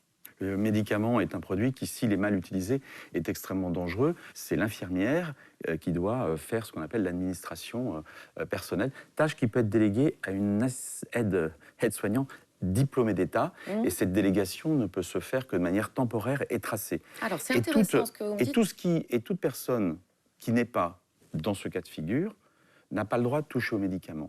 Et si c'est le cas, c'est une faute. Et si c'est une faute, il y a enquête et il y a, le cas échéant, sanction. D'accord. Donc ça veut dire, on est bien d'accord, qu'une auxiliaire de vie faisant fonction d'aide-soignante ne peut pas délivrer de médicaments. Si c'est le cas, c'est une faute, je vous le redis. Ouais. Une faute. Elle ne peut pas. Ah bah oui, c'est une faute. Oui. Grave. Grave, oui, bien sûr. Si je vous pose cette question, c'est que selon les témoignages que nous avons recueillis, dans plusieurs de vos EHPAD, des auxiliaires de vie qui font donc fonction d'aide-soignante distribuent bien des médicaments de manière quotidienne et plusieurs fois par jour aux résidents. C'est une faute et il faudra que vous m'en parliez après l'émission. Je vous en parle maintenant. Non, mais là, on parle de mise en cause de la santé de personnel. Donc, il faudra que vous m'indiquiez. Oui, il faudra donc vous m'indiquiez où ça se passe pour que je puisse agir. À propos du personnel soignant, est-ce que vous remplacez, vous, intégralement, le personnel soignant quand il est absent? Alors, vous savez, oui, le principe, c'est de remplacer intégralement le personnel soignant. Là, de dire que ça se passe toujours et en tout lieu, c'est malheureusement pas possible. Vous avez notamment les personnes qui, du jour au lendemain, ne se présentent pas Non, sur mais leur là, moi, poste. je vous parle plutôt, ça, je comprends très très bien. Et sur les effectivement. absences planifiées, bien évidemment, nous cherchons à remplacer systématiquement le temps travaillé. On ne peut pas travailler en sous-effectif. Alors, ce qui est intéressant, c'est, je vais vous montrer un document que vous connaissez certainement. Ça, c'est un budget prévisionnel. De chez Corian, Je ne connais pas. Donc de chez vous. Donc ça veut dire que tout ce qui est écrit ici est prévu avant même le début de l'année. Une aide-soignante 2 jours qui, pendant ses congés, ne doit être remplacée qu'à 60%. Je vais vous montrer parce qu'on a résumé le tableau ici. Donc regardez, voilà, c'est ici. Aide-soignante 2 jours, remplacée seulement à 60%. Une infirmière 2 jours, remplacée seulement à 30%. Et ici, un kiné et un médecin. Non, il n'y a pas de... Écoutez, voilà, moi, je découvre ce tableau, je ne sais pas d'où il vient, de quand il date. Écoutez, il n'y a pas de consigne de non-remplacement. Les consignes sont celles... Non, non, ça, ce n'est pas une preuve. Les consignes... C'est un budget prévisionnel écoutez, de Corian. Monsieur Mérigot, c'est un document de chez vous. Je vous donne les instructions que je donne aux établissements. On réalise des budgets en mettant effectivement des prévisions de remplacement parce que là, sur l'année, sur l'année, comme je vous l'ai dit, il y a des cas où on ne peut pas remplacer. Du jour au lendemain, du matin pour le soir, vous ne pouvez pas forcément remplacer. Ça, j'entends très bien. N'importe quelle entreprise est confrontée à ça, à ce problème du remplacement du jour au lendemain. Mais là, je ne vous parle pas de ça. Je vous parle vraiment d'un budget. Pardonnez-moi, monsieur Mérigot, ce sont vos documents. Hein. Donc, je vous parle vraiment d'un budget prévisionnel où, clairement, là, vous avez une aide-soignante 2 jours remplacée seulement à 60%. Ce sont les prévisions. Ici, une infirmière 2 jours, 30%. Et là, un kiné et un médecin non remplacés. Non, c'est pas... Bon, écoutez, sur le taux de remplacement, il n'y a pas de restriction. On n'a pas de restriction. Il faut remplacer les gens et les directeurs d'établissement ont tout loisir et toute capacité pour remplacer les personnels manquants. Et comment vous expliquez ce document? Ça vient de chez vous? Je ne sais pas quel est ce document, j'en sais rien. Ce qu'on recherche essentiellement, vraiment, c'est d'avoir une qualité de service, une satisfaction des résidents et de leurs familles. Pardonnez-moi, le personnel soignant, on est d'accord, il est payé par de l'argent public. Oui, il est payé par de l'argent public. Pour être tout à fait clair avec vous, la question qu'on se pose, c'est on se dit, est-ce qu'en ne remplaçant pas du personnel soignant et en ne prévoyant pas à l'avance de ne pas le remplacer, c'est pas une manière de conserver vos marges? C'est absolument pas une manière de conserver les marges, puisque on rend des comptes qui sont rendus aux autorités publiques, hein, les conseils départementaux et les ARS, on rend des comptes qui sont la réalité des dépenses que nous avons effectuées. Et ces comptes font apparaître soit des excédents, soit des déficits pour chaque établissement. D'accord. Alors, vous nous dites que vous déclarez tout aux autorités de tutelle. Quand vous envoyez, vous, le montant global des salaires de vos personnels soignants, est-ce que vous pouvez nous assurer que ces chiffres sont strictement identiques aux salaires qui ont été réellement versés? Ah oui. Il n'y a aucun doute là-dessus? Ah non. D'accord. Alors, je vais vous montrer un document, pardonnez-moi. Hein. Selon les éléments en notre possession, il y aurait chez Corian des surdéclarations de personnel. Je vous en donne un exemple. Voici la liste interne des salaires d'un EHPAD établi par les contrôleurs de gestion du groupe avec le montant annuel exact des salaires versés par cet EHPAD. Toutes charges comprises, bien sûr. Et ce qui est très intéressant, c'est que quand on compare, nous, ce que vous déclarez en interne et ce que vous déclarez aux autorités de tutelle, on voit qu'il y a une différence de plus 80 707 € 57 centimes. C'est-à-dire qu'il y a une différence de déclaration très importante. Écoutez, je ne sais pas de quel établissement on parle. Écoutez, ça mérite d'être étudié, d'être enquêté. Je ne peux pas vous répondre sur un document comme ça, anonyme. Je ne sais pas de quoi il s'agit. Donc, votre seule explication, c'est je ne connais pas ce document. La seule chose que je peux vous assurer, c'est que nous ne détournons pas d'argent public et que nous ne faisons pas de fausses déclarations et que nous ne faisons pas de surévaluation des personnes. Merci beaucoup. Vous comprenez quand même, ça pose question. Allez. Qu'on se questionne, non? Mais vous vous questionnez et je vous apporte des réponses. Plus ou moins. Voilà. Merci beaucoup. Merci, monsieur Mérigot. Merci, au revoir, madame. Merci. Dans les EHPAD, il n'y a pas que les résidents ou l'argent public qui rapportent. Dans leur quête de rentabilité, certains grands groupes ont trouvé un autre filon, les chambres des établissements. Elles sont devenues des placements immobiliers très rentables. Enfin, ça dépend pour qui. Alors, on n'est pas bien là? Paisible? à la fraîche, décontracté du flamand. Eh, salut les gars. Eh, Ouais, salut salut, Manu. Manu. Vous avez entendu la dernière? Non. Vas-y, dis. Pareil qu'il y a du nouveau à Mireval, hein. Ça bouge, là. Ah ouais? Ah bon, on y va alors. On vous emmène d'un coup d'aile dans le petit village de Mireval, département de l'Hérault. 3000 habitants et ce matin, un événement. Les résidents de l'EHPAD déménagent pour un bâtiment tout neuf. La bonne humeur est de sortie. Levez les bras, bougez un peu. Faites le chef d'orchestre, vous n'aurez pas froid. Et vous êtes contente de déménager, madame? Je sais pas où je suis, madame. Vous êtes à l'EHPAD, à la maison de retraite. Où est la maison de retraite? Vite la jupe, hein? Cet heureux événement, on le doit au maître des lieux. Le numéro 3 français des EHPAD privés, le groupe Domus Vie.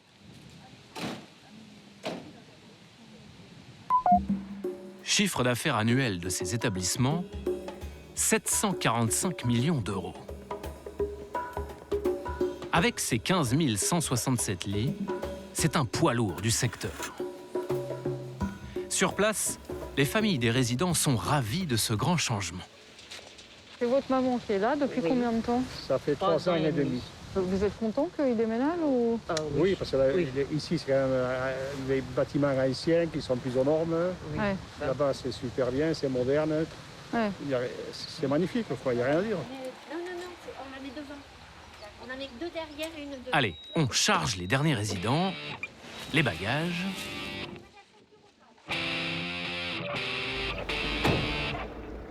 En route pour le nouvel EHPAD, direction Mireval. Et voilà. À 600 mètres. Et voilà, un bâtiment flambant neuf, ultra moderne, pour accueillir les 65 pensionnaires de Domus Vie. En apparence, tout est pour le mieux dans le meilleur des mondes. Mais allons voir du côté de l'ancien bâtiment à l'allure délabrée. On a rendez-vous avec un homme qui a travaillé à l'intérieur. Nous l'appellerons Régis, même si ça n'est pas son vrai nom. Moi, il y a 8 ans que je viens là et ça a toujours été le chichon. Ça a toujours été le quoi? Le chichon, c'est le bordel. L'intérieur, c'est honteux. C'est honteux? C'est honteux. 2300 € par mois pour être là-dedans, c'est honteux. Mais c'est si détruit que ça à l'intérieur? Ah, dedans, les croûtes des plafonds qui tombaient sur les résidents. Ah ouais, mais c'est un carnage. Sur les résidents? Ah oui, bien sûr. C'est un carnage. Tout est délabré. Les portes de salle de bain, que quand si tu la fermes, elle te tombe dessus. Les WC sans abattant, les chasses qui ne marchent pas. Vous ne mettriez pas vos parents ici, quoi? Ah non. Non. Ah ouais, non, mais c'est à voir. Hein. Vous avez le code sur la porte. Merci Régis, hein, c'est pratique le code sur la porte, c'est vrai. Allons donc le visiter, cet EHPAD. Nous avons obtenu l'autorisation du propriétaire. L'aile des chambres est restée dans son état d'avant le déménagement, comme à l'époque de Domus Vie. Non, ça tient pas. Ah bah là, c'est les clés des chambres. Il y a des trous, en fait. Quand tu passes en fauteuil ici... Au sol des chambres, un lino hors d'âge, posé sur une chape qui se désagrège.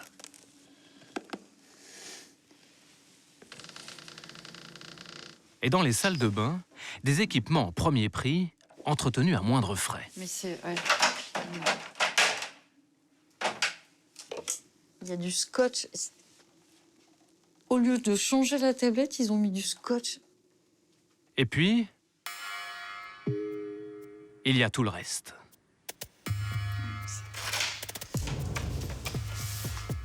Des sols tachés, des radiateurs mal scellés, des prises dénudées, et à l'étage, ces volets roulants, hors d'usage. Je pense qu'il n'y a plus les coffres. Et là, ceux-là, ils sont carrément ils sont cassés. En fait, ils sont désolidarisés de... Ça veut dire qu'en fait, dans cette chambre, ils ne pouvaient pas ouvrir leurs volets. Après une journée à filmer les lieux, il faut qu'on vous dise. Des résidences désertées par Domusvie, il n'y en a pas qu'à Mirval. Cette fois-ci, envolons-nous vers la Saône-et-Loire. Dans ce département, tout récemment, Domusvie a construit cette EHPAD. Pour remplacer un bâtiment plus ancien, 2 kilomètres plus loin, à Verdun-sur-le-Doubs. Un village carte postale où vit un millier d'âmes. Vu d'en haut, c'est pas compliqué. L'EHPAD abandonnée est le plus gros édifice du bourg, pile au centre. C'est vide de chez vide, hein.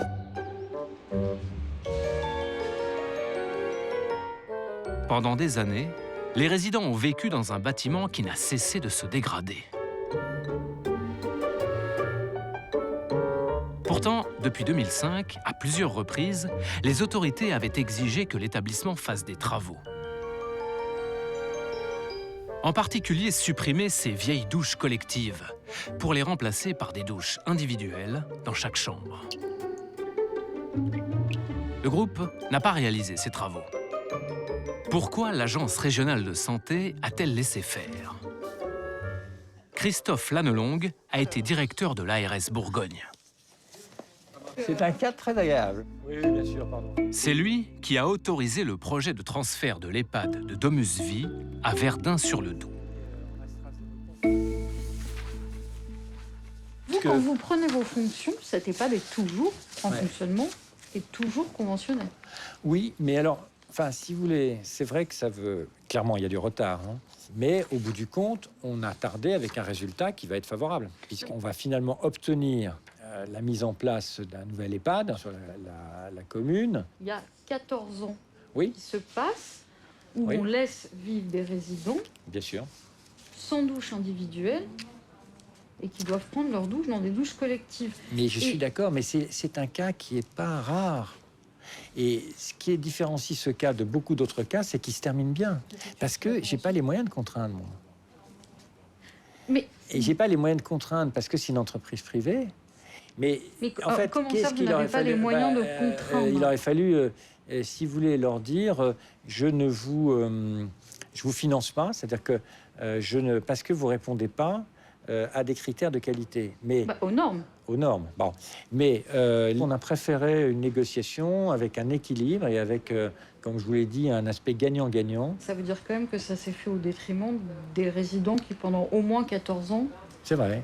En fait, la puissance publique ne peut pas aujourd'hui contraindre les groupes privés qu'elle subventionne à hauteur de plusieurs centaines de millions d'euros à faire ne serait-ce que des travaux d'amélioration pour des résidents, pour éviter... Parce qu'elle les subventionne pour un service et qu'elle est prisonnière du fait que, voilà, pour que ce service intervienne, il faut qu'il y ait un cadre et un cadre d'exploitation qui soit à peu près équilibré pour l'entreprise. Mais c'est pas dans ce sens que ça devrait se passer. Non, parce que si vous avez recours à des entreprises privées, il faut que vous leur puissiez permettre de vivre et de se développer. Selon leurs règles du jeu. Selon ce qu'est l'économie de marché, c'est-à-dire que vous devez dégager de quoi intéresser vos actionnaires.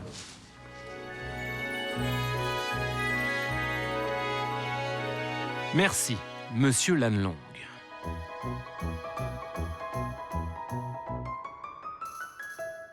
Mais savez-vous que Domusvie a d'autres projets de déménagement?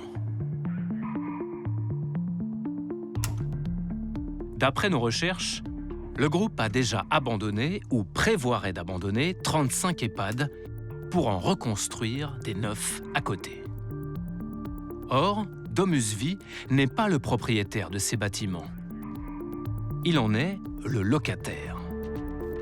Les propriétaires, eux, sont pour la plupart de petits investisseurs qui se comptent parfois par plusieurs dizaines dans chaque résidence. Domusvie n'hésiterait pas à les laisser sur le bord de la route. poursuivons l'enquête à Verdun-sur-le-Doubs. Tarte fromage, tarte lardon ou pizza? Pizza. Et là, en sortant de la boulangerie, coup de peau.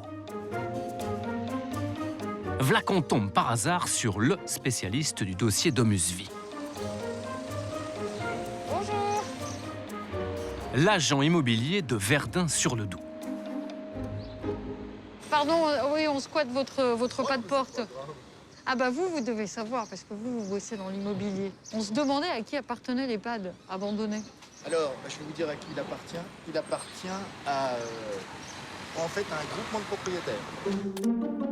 Depuis le départ de Domusvie, il veille sur le bâtiment pour le compte de ses 39 copropriétaires. Bonjour madame. Ça veut dire que les proprios, ils se retrouvent le bec dans l'eau?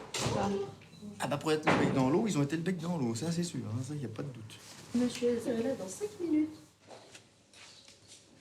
Alors là, il arrive. C'est drôle ça. on a de la chance. Vous l'avez convoqué ou quoi? L'un de ses proprios est justement de passage en ville. Et il arrive. Je suis là. C'est lui, monsieur E. 4 chambres achetées pour 400 000 €. Soit le prix moyen du mètre carré dans une très grande ville française. Parce que quand on paye le prix qu'on a payé, on sait bien qu'on ne paye pas l'immobilier à Verdun-sur-le-Doubs, place de la Halle. Ça veut bien dire qu'on paye. Bah demandons aux spécialistes, c'est quoi le prix de l'immobilier à Verdun-sur-le-Doubs? Allez, c'est 1 200 € du mètre carré.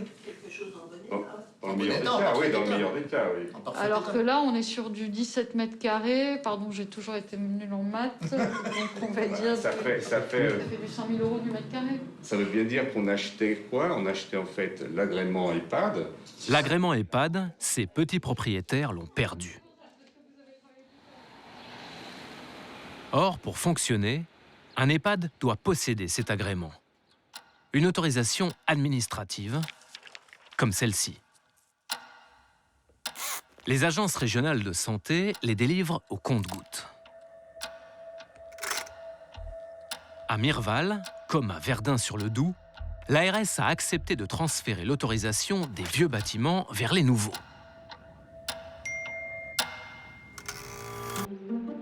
Les anciens EHPAD ont dû fermer. Dans ces opérations immobilières de Domusvie, certains propriétaires ont perdu les économies d'une vie. L'impression de se faire arnaquer, tout bêtement. Ça va, clairement. Alors, se faire avoir pour 10 €, ça va. Pour 1 demi-million, c'est beaucoup plus gênant. Après, bon, indépendamment de nos petites affaires à nous, le fait que les personnes âgées, dépendantes, soient là-dedans, ça nous a vraiment secoués. Le couple avait acheté 4 chambres de 18 mètres carrés dans un EHPAD du groupe.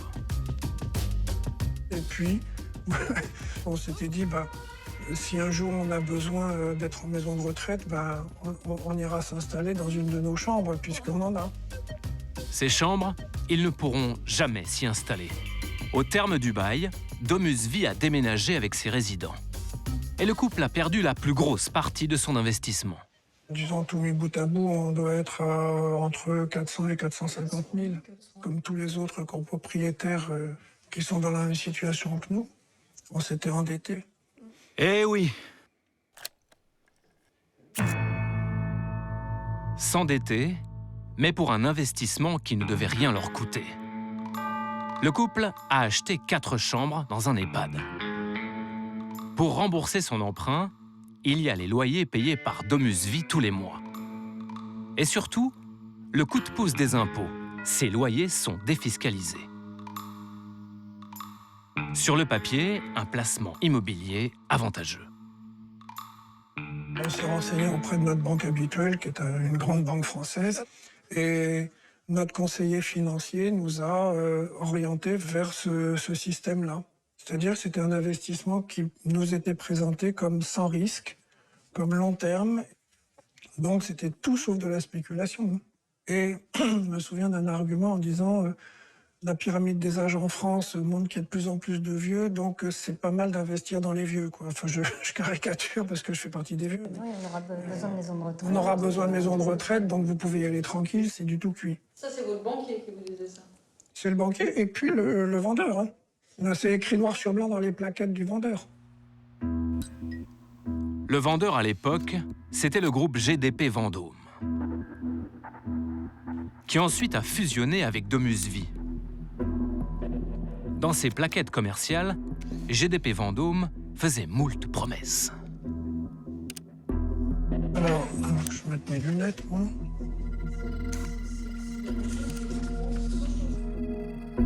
Le marché en pleine expansion. Le produit n'est pas des fiables, porteurs, encadrés par l'État.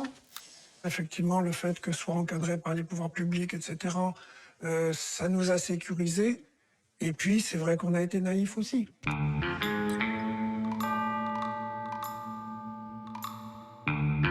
Et oui, parce qu'un beau matin, Domus Vie a déménagé. Soudainement, plus de loyer pour rembourser leur emprunt et plus d'avantages fiscaux. On l'a appris par hasard. Donc, j'ai pris mon téléphone, j'ai appelé Domus Vie. Forcément, pour savoir. Et là, je suis tombé sur quelqu'un qui m'a dit « Oh, ben, on n'est pas content, on voulait pas que ça se sache, on voulait finaliser le projet avant de vous en parler, machin. » Donc, c'est extraordinaire. Une stratégie qui serait fréquente. À Mirval, selon les propriétaires, l'annonce du déménagement s'est faite sans sommation. Voici un extrait de l'échange avec l'un d'entre eux. Au téléphone, un responsable haut placé chez Domus Vie. Il y a un montant de travaux qui est vraiment trop important. Pour nous, il est beaucoup plus facile et moins coûteux et ça nous permettra aussi de proposer quelque chose de plus neuf à nos résidents et qui correspond plus aux standards Domus Vie en reconstruisant ailleurs. On va être propriétaire de chambres dans la nouvelle résidence ou comment ça va se passer? Non. Vous n'envisagez pas du tout de racheter nos lots ou des choses comme ça pour... Aujourd'hui, non. Au stade actuel, là, non. Donc les copropriétaires, on est en fait sacrifiés, quoi. On peut pas, c'est pas le... Je comprends après que ce soit difficile pour vous, si vous voulez, après, c'est l'intérêt de l'exploitant, j'ai envie de dire, après, qui a été effectivement mis en avant par rapport à l'intérêt de l'investisseur, c'est certain. Bon, voilà, désolé. Au revoir, madame. Pour ces petits propriétaires, c'est la déroute. Ils n'ont d'autre choix que de brader leur chambre à un promoteur. Pour l'exploitant Domus Vie, en revanche, cela semble être une très bonne affaire. Quand il abandonne un vieux bâtiment pour déménager dans un bâtiment neuf à côté, Domus Vie augmente ses prix pour les nouveaux résidents. Ça se chiffre en centaines d'euros par mois.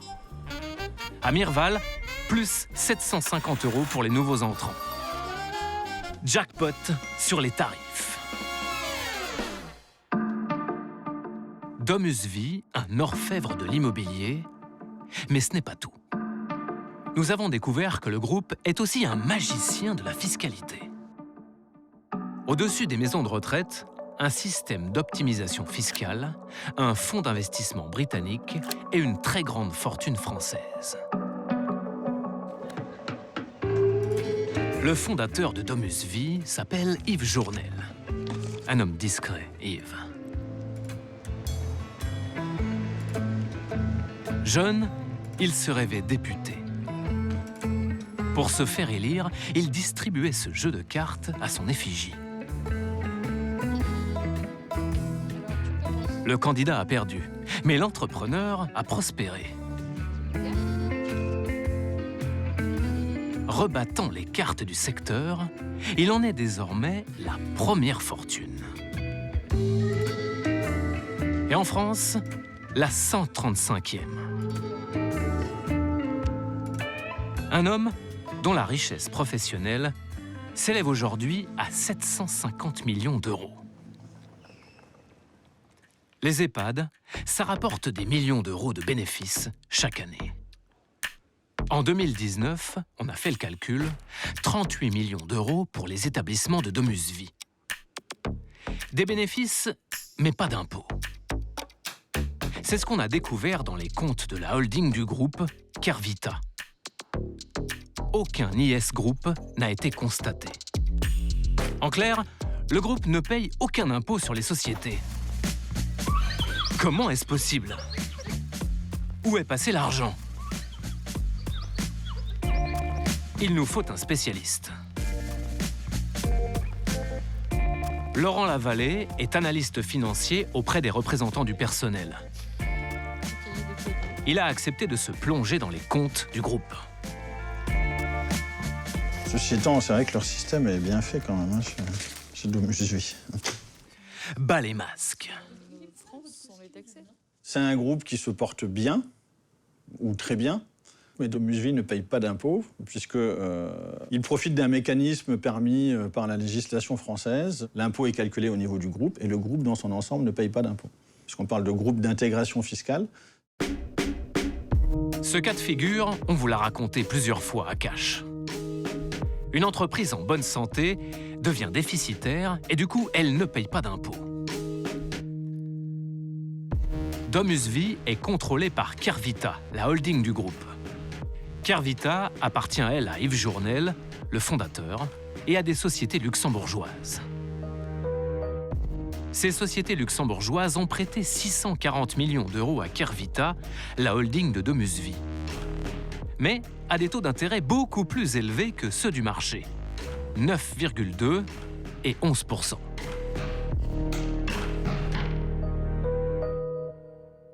Alors, quel serait le but d'avoir des taux aussi importants? Kervita va payer beaucoup de frais financiers. D'intérêt, donc? D'intérêt. On parle de 70 millions d'euros sur 2019.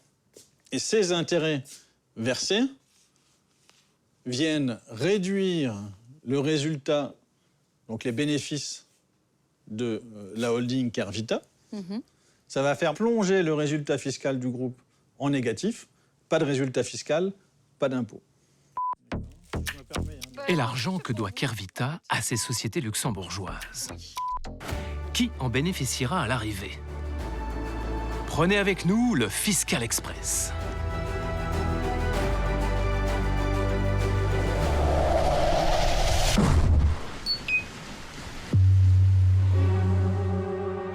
D'abord, le Luxembourg. C'est tout près, on y parle français, et surtout c'est très pratique parce qu'il y a des boîtes aux lettres exprès pour domicilier vos sociétés.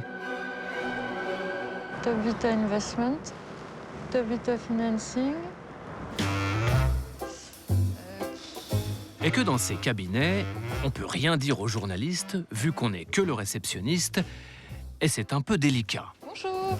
Alors ça, je peux pas vous dire, vu que je suis que le réceptionniste, c'est un peu délicat. Merci. Au revoir, monsieur. Et puis, au Grand-Duché, vous ne payez quasiment pas d'impôts.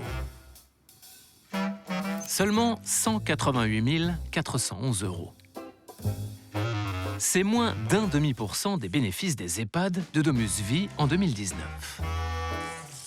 Et surtout, vous pouvez faire remonter l'argent vers d'autres sociétés. Jusqu'à l'île de Jersey, par exemple. Nous, perso, on a opté pour le bus amphibie. Thanks. Thank you. See you. Bye. Ah, Jersey. Un paradis pour les retraités d'arrière-saison, mais pas seulement. Il y a aussi tous ces financiers qui viennent y loger leurs fonds. Ben oui, ici, le taux d'imposition pour les fonds est à 0%.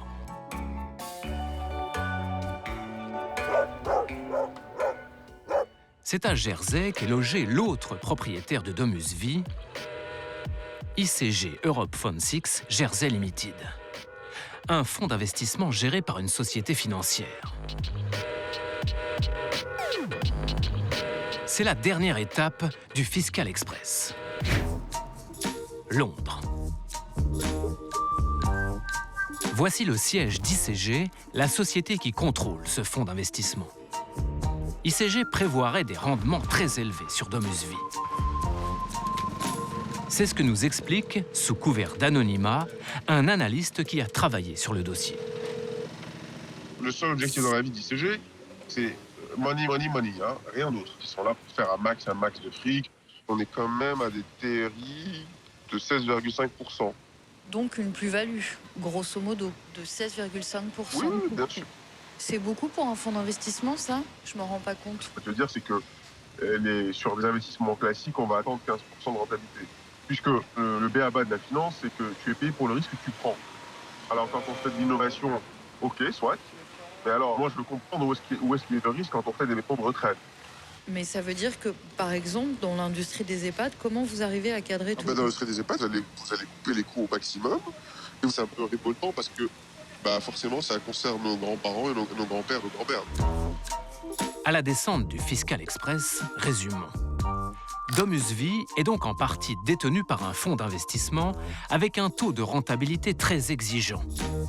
C'est aussi un groupe qui ne paye pas d'impôts sur les sociétés en France. Merci beaucoup. Au revoir.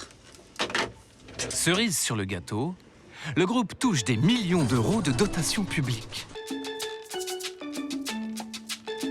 Alors, combien DomusVi a-t-il perçu en 2019 ? Julien ? 225 622 625 € et 33 centimes de subvention de la Sécu. Rien que pour une année. Ces 226 millions d'euros que vous avez mentionnés, ça participe largement du bénéfice qui est réalisé ici. Donc se dire que grâce à l'argent public, on a une activité qui est globalement profitable, mais qu'ensuite on a un système qui permet de ne pas payer d'impôts, on ne peut pas à la fois se dire je profite d'un système et puis et ne pas rendre au système. En même temps, ne pas rendre effectivement ce que le système nous apporte. Nous avons sollicité les acteurs de ce dossier. Le fondateur du groupe a décliné notre proposition d'interview. ICG, son associé, n'a pas répondu à nos questions. Quant à DomusVi, ils nous ont répondu par mail. Il arrive que la rénovation de l'existant ne soit pas possible pour des raisons de structure du bâtiment et ou de manque d'espace. Les travaux d'entretien ont toujours été effectués conformément au respect des baux, c'est-à-dire en tant que locataire pour les besoins de nos activités. Le groupe DomusVi respecte l'ensemble des obligations légales et fiscales des pays dans lesquels il est implanté, dont, bien sûr, la France. Le groupe DomusVi peut être amené à payer l'impôt sur les sociétés à travers certaines de ses résidences qui ne rentrent pas dans le périmètre d'intégration fiscale du groupe. DomusVi, Korian, Orpea. Aujourd'hui, le fonctionnement de ces groupes privés interroge. Comment mieux prendre soin de nos aînés? Comment sortir de cette obsession de la rentabilité? Être pris en charge dans sa dépendance quand on est âgé, ça devrait quasi être un droit. Et à partir du moment où on est dans le droit d'avoir un soin, je pense qu'il faut se poser la question de savoir à quel prix et jusqu'à où on va autoriser les grosses machines comme ça à tout écraser sur leur passage de manière à augmenter sans fin leurs bénéfices. Pour beaucoup, la prise en charge des personnes âgées devrait être un droit et certains réclament une profonde transformation du secteur. Je peux vous dire, Élise Lucet, que si, dans les mois qui viennent, une réforme d'ampleur, je pèse mes mots, une réforme d'ampleur, de transformation de notre système n'intervient pas, ces dysfonctionnements que vous pointez ne vont pas s'arranger d'eux-mêmes, ne vont pas se résoudre tout seuls. Et vous voulez dire que ça va se généraliser? Je ne dis pas que ça va se généraliser, je dis que c'est un problème de société, je dis que c'est un sujet qui est politique, qui appelle. On est à la veille d'une campagne. Vous tirez le signal d'alarme. Je tire le signal d'alarme. Ce signal d'alarme finira-t-il par être entendu ?